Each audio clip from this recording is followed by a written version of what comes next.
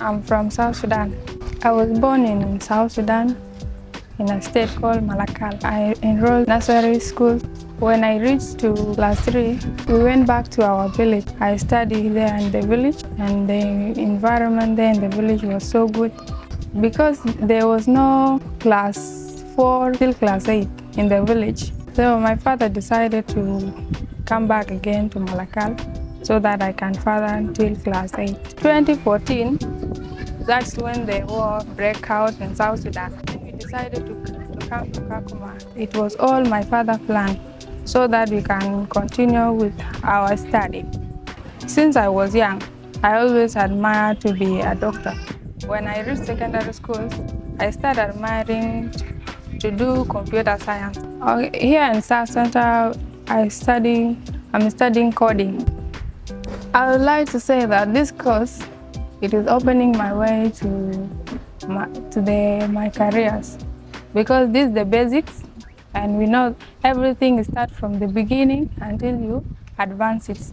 I first studied basic computer at a different center, but since I've got the chance to study coding here, it is enabling me to dive inside my career. In my coding here, we have learned so many skills such as HTML, JavaScript, and CSS. I have also enhanced creativities in thinking. Also, analytic skills I have acquired here, whereby if I'm faced by difficult situation, I have to think logically and come up with a better solution.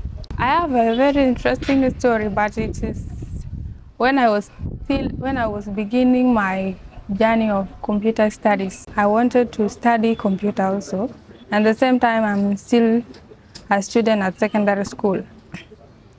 So I joined DRC Center in order to study, but it was overloading me a lot because there are things to study here, and also I have to focus in the school. Then I was thinking of dropping out the computer courses. I stayed at home for almost 2 weeks without going there.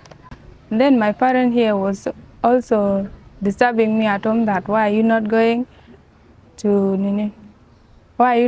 to computer class? I give them so many excuses in order to avoid them. My parent was pushing me, why have you decided to drop out while you're almost? Then I tell them, those people, they are not teaching very well. And at the same time, I'm not getting everything. Things have become tough on my side. I also don't access to any material like books to read. The people of DRC, they called me and they gave me a booklet. So that booklet helped me a lot. I went ahead and read it, all of it. It has a lot of some notes. That note helped me a lot. When we did exam, I was so happy because I get a position and they award me with a phone. That is when I realized that I have to continue with my computer studies. I have made connection, the friendship with some students, also the teachers, because the teacher is always in the class and is also a friend to everyone. So the teacher is very collaborative to us. And to some students, there was a time the teacher gave us our projects to build. Then he divided us into a group 5.